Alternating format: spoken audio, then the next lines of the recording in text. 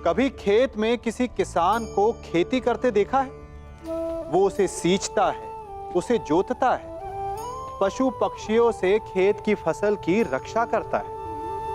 परंतु एक बात का वो सबसे विशेष ध्यान रखता है कि कहीं खेत में खरपतवार ना उग जाए, क्योंकि एक खरपतवार खेत की सारी फसल को नष्ट कर सकती है। ठीक उसी प्रकार यदि वंश की कोई संतान खोटी निकल जाती है तो वो समूचे वंश का सर्वनाश कर देती है। इसीलिए संतान के लालन पालन में विशेष ध्यान देना आवश्यक होता है, क्योंकि संतान वो फसल होती है जो वंश के आने वाले समय को महान बना सकती है या फिर वंश का पतन भी कर सकती है।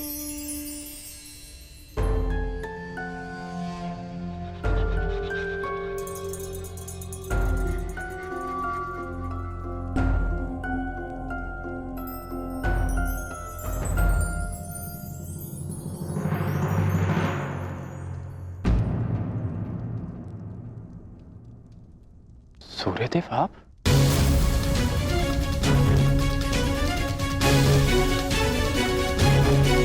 बड़ी बात। कल्याण हो पुत्र।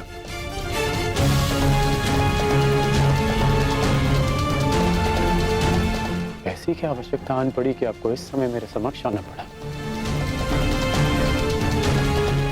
कुछ समय पश्चात मैं आपको अर्घ भेंट करने आने ही वाला था। आज मैं अर्घ लेने नहीं आया हूं पुत्र,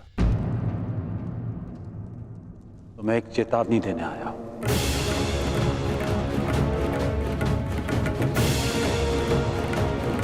और वो ये, तुम कल प्रातःकाल मुझे अर्घ भेंट करने मत आना। और यदि तुम मुझे अर्घ भेंट करने आए तो तुम अपना सर्वस्व खो बैठोगे।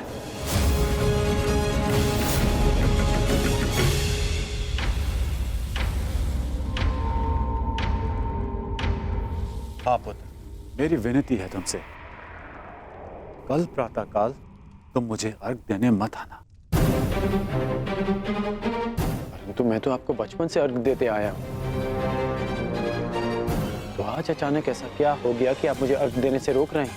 तुम्हारा वचन पुत्र, तुमने प्रतिज्ञा ली है, सूर्य को अर्घ देते समय यदि कोई भी तुमसे कुछ भी मांगेगा तो वो तुम उसे दान में दे दोगे। कल का अर्घ तुम्हें कुछ ऐसा दान देने पर विवश कर देगा जिससे तुम मेरा दिया हुआ आशीर्वाद सदैव के लिए खो बैठोगे। देवराज इंद्र ने तुम्हें परास्त करने के लिए षड्यंत्र रचा है। वो कल प्रातःकाल तुमसे दान मांगने आएंगे और दान में वो तुमसे कवच और कुंडल मांगे। तुम्हें ज्ञात है पुत्र? मुझे ज्ञात नहीं, परंतु आपको चिंतित देख के आभास हो गया। और यदि स्वयं मेरे पिताश्री मुझे चेतावनी देने आए हैं कि इंद्रदेव मुझसे दान मांगने आएंगे, तो इसका सीधा संबंध अर्जुन से होता है, इंद्रदेव का पुत्र अर्जुन। और उसमें कोई बुराई भी नहीं, क्योंकि हर पिता अपने पुत्र की भलाई चाहता है। यदि इतना समझते हो तो यह भी समझ लो पुत्र कि यह पिता भी यही चाहता है कि उसके पुत्र के साथ कोई अन्याय ना हो, कोई छल ना हो। मेरी विनती है तुमसे, कल प्रातःकाल मुझे अर्घ देने मत आना। पहले भी मैं तुम्हारे साथ बहुत अन्याय कर चुका हूं पुत्र, परंतु अब और अन्याय नहीं। कहो पुत्र, अपने पिता की बात मानोगे? कल प्रातःकाल अर्घ देने नहीं आओगे ना? मुझे उत्तर दो पुत्र, मुझे उत्तर दो। प्रश्न उत्तर का समय नहीं बचा है। मनुष्य का कर्म उसके हर प्रश्न और उत्तर से बड़ा होता है। और अब आपके कर्म का समय हो गया है। अंधकार में डूबे समस्त संसार को आपको प्रकाश देना है। आप अपना कर्म और धर्म निभाइए और मैं अपना कर्म और धर्म निभाऊंगा। बस आपसे एक प्रार्थना है कि अब ये अन्याय मत होने दीजिएगा कि संसार कहे कि कर्ण ने अपने जन्मदाता को अपना धर्म करने से रोक दिया।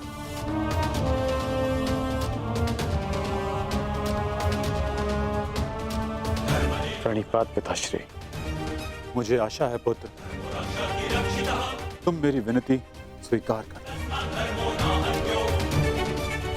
कल्याण हो तुम्हारा।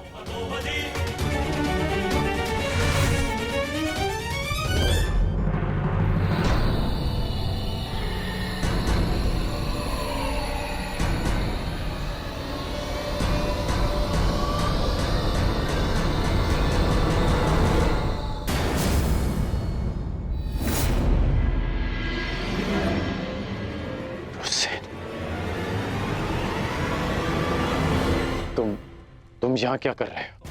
मैंने सब सुन लिया।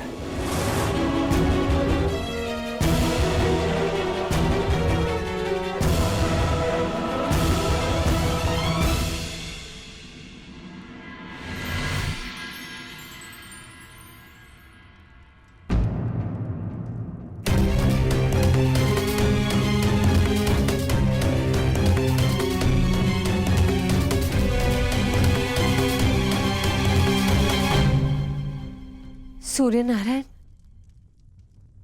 आप यहाँ? इस प्रकार यहां आने के लिए मैं आपसे क्षमा चाहता हूं, परंतु पुत्र कर्ण पर बहुत बड़ा संकट आने वाला है। उसे सावधान करना होगा।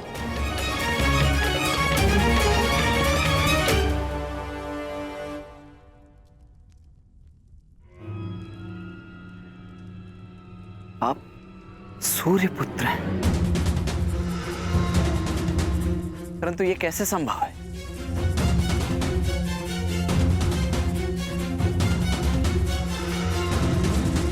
मेरे जन्म से पूर्व एक स्त्री को वरदान मिला था कि वो किसी भी देवता का आवाहन करके कोई भी वरदान पा सकती थी। उस स्त्री को विश्वास नहीं हुआ और उसने इस वरदान को परखने का प्रयास किया। उसने सूर्यदेव का आवाहन किया और वरदान से बद्ध सूर्यदेव को उन्हें पुत्र देना पड़ा, परंतु वो अविवाहित कन्या समाज के भय से भयभीत हो गई और उसने उस बालक को गंगा में बहा दिया। वो बालक मैं था, जिसे पिता अधिरथ ने पाला। सूर्यदेव के आशीर्वाद के रूप में मुझे कवच और कुंडल मिले, जो अब इंद्रदेव छीन लेना चाहते हैं अपने पुत्र अर्जुन के लिए। सूर्यदेव मुझे यही समझाने आए थे कि मैं इंद्रदेव को कल दान ना दूं। अर्थात आज आप अर्घ देने नहीं जा रहे?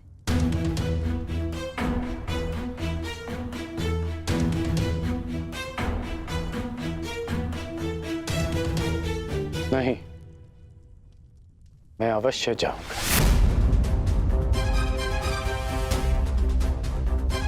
क्यों? मैं आपको ऐसा नहीं करने दूंगा।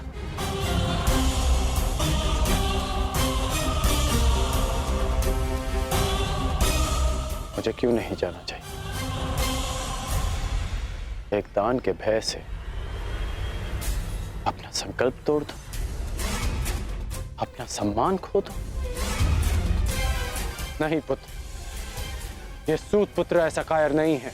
आप स्वयं के साथ ऐसा अन्याय कैसे होने दे सकते हैं पिताश्री? आप भली भांति जानते हैं आपके साथ छल होने जा रहा है।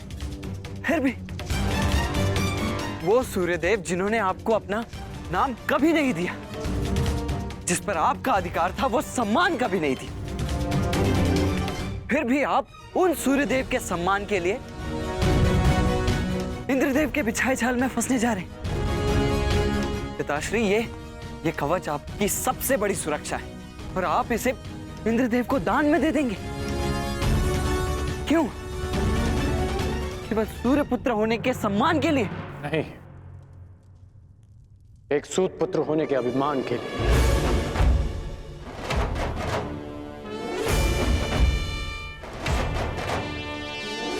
मैं आज भी एक सूत पुत्र हूं।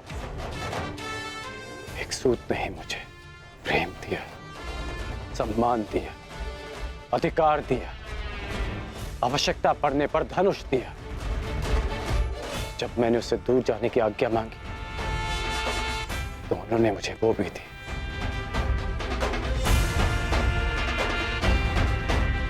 तुमने ठीक कहा पुत्र कि जिन सूर्यदेव ने मुझे मेरा नाम, मेरा सम्मान नहीं दिया, मैं उनके एक उपहार के लिए ऋणी क्यों रहूं?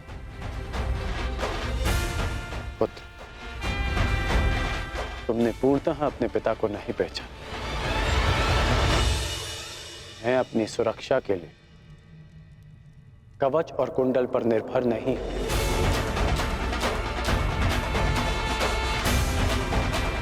मेरी शक्ति मेरा वो साहस है जो मैंने अपनी मां राधा से पाया।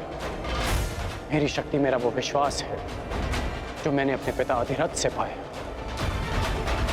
मेरी शक्ति वो तिरस्कार है जो मैंने समाज से पाया। इस राधेकरण के कौशल और योग्यता को किसी कवच कुंडल की आवश्यकता नहीं है।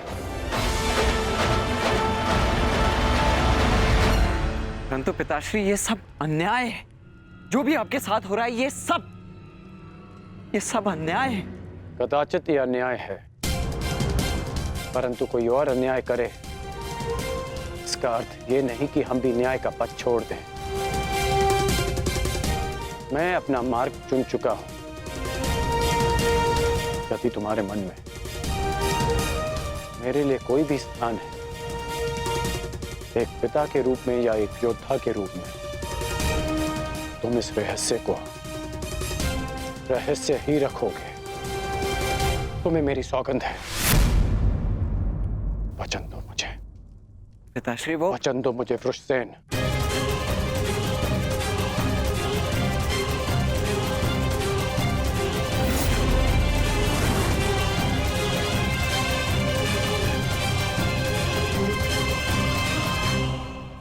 सूर्योदय का समय हो गया है और मेरे अर्घ देने का भी। अब तुम जा सकते हो।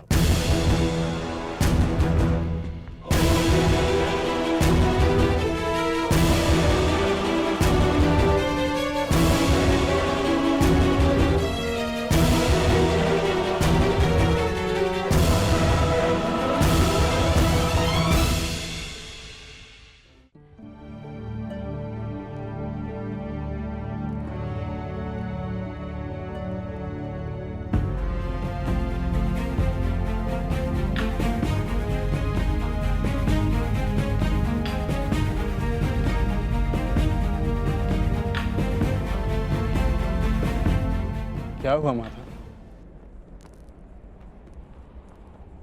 समय हो गया है, परंतु अभी तक सूर्यदेव उदित नहीं हुए।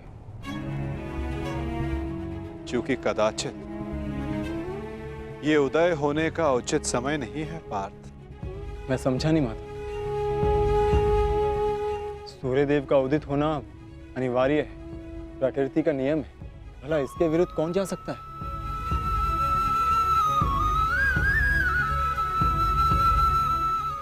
एक पिता अपनी संतान के लिए किसी के भी विरुद्ध जा सकता है पार्थ।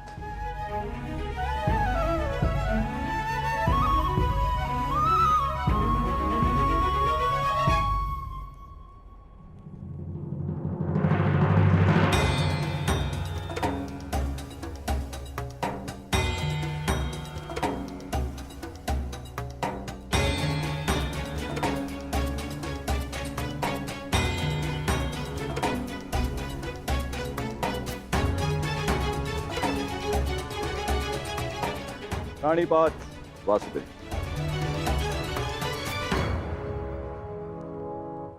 रानीपात गांधीवधारी अर्जुन। प्राणिपात, परंतु मैंने आपको पहचाना नहीं ब्राह्मण देव। महान व्यक्ति के पास समय ही कहां होता है किसी और से परिचित होने के लिए, परंतु महान व्यक्ति से समस्त संसार परिचित रहता है। वासुदेव का पराक्रम और अर्जुन के शौर्य से ऐसा कौन है इस संसार में जो परिचित ना हो।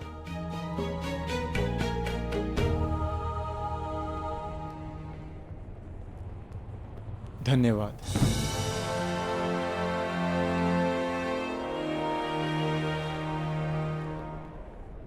मेरा आशीर्वाद है अर्जुन, इस महाभारत के युद्ध में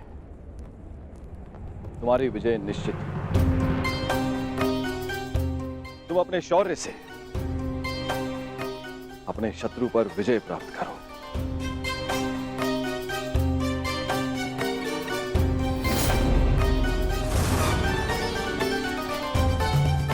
मैंने आपकी बात सुनी वासुदेव,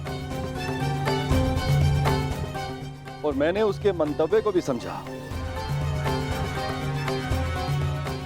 परंतु सूर्यदेव केवल एक पिता ही नहीं, वो इस समस्त संसार को ऊर्जा भी देते हैं। किसी भी स्थिति में उन्हें अपना कार्य पूर्ण करना ही होगा। सूर्य उदय होना अनिवार्य है, यह प्रकृति का नियम है। अवश्य, परंतु इन नियमों के बंधन में सभी आते हैं ब्राह्मण देव। सूर्य देव पर भी, मुझ पर भी, और आप भी। नियति चाहे प्रकृति की हो, चाहे देवताओं की हो या फिर मनुष्य की, परंतु उसे समझ पाना बहुत कठिन कार्य है। आपको स्मरण करवा देता हूं ब्राह्मण देव, मनुष्य को दुर्बल समझना देवताओं के लिए घातक सिद्ध हो सकता है।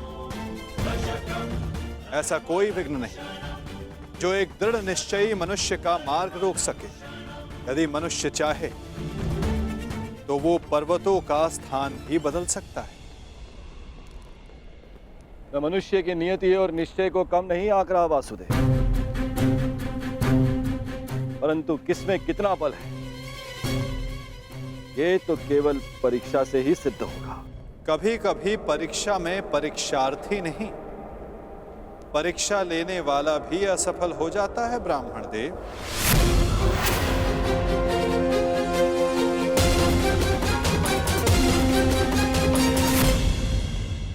कभी कभी परीक्षा में परीक्षार्थी नहीं, परीक्षा लेने वाला भी असफल हो जाता है ब्राह्मण देव। फिर चाहे वो मनुष्य हो या देव। देवताओं का तो धर्म होता है ना वासुदेव, मनुष्य को सदैव नए नए अवसर देना।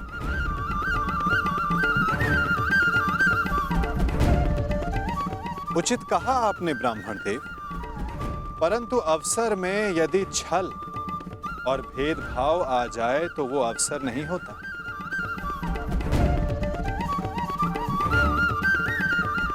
कदाचित आपको स्मरण तो हो गए, यदि धर्म और कर्म में पक्षपात आ जाए तो धर्म धर्म नहीं होता और ना कर्म कर्म रहता है। एक पिता का धर्म होता है सदैव अपने पुत्र के हित में देखना, और एक पिता के अंधे पुत्र प्रेम के कारण ही ये महाभारत हो रही है ब्राह्मण देव।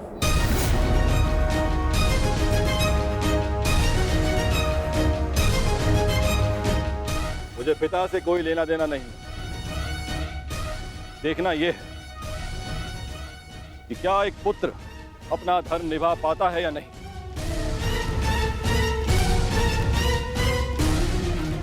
क्या एक पुत्र अपने पिता के सम्मान की रक्षा कर पाता है या नहीं।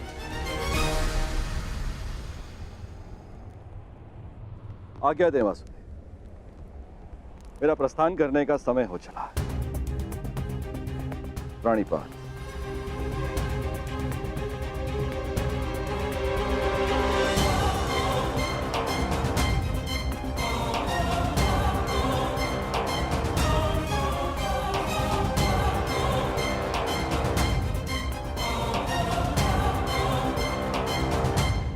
विजयी भव वत्स, विजयी भव।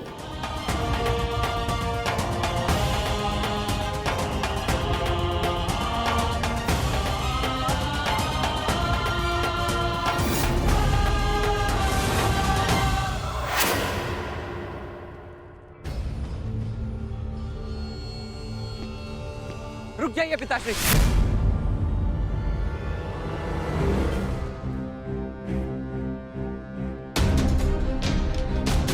मत जाइए, अपने साथ ऐसा अन्याय मत होने दीजिए। सूर्यदेव ने आपके साथ जो अन्याय किया उसके पश्चात आप ऐसा कैसे कर सकते हैं? मैं ये सब इसलिए कर रहा हूं क्योंकि ये मेरा धर्म है, एक सूत का धर्म। हम सूत सदा देते आए हैं, युद्ध में सारथी बनकर सुरक्षा देते हैं, राज्य को समय पर कर देते हैं। आज एक सूर्य पुत्र के सम्मान का नहीं, एक सूत पुत्र के सम्मान का प्रश्न है। वो सूत पुत्र जिसने दान में मांगी हर वस्तु देने का वचन दिया है, आज मुझसे कोई मेरे कवच और कुंडल क्या प्राण भी मांगेगा तो मैं दे दूंगा।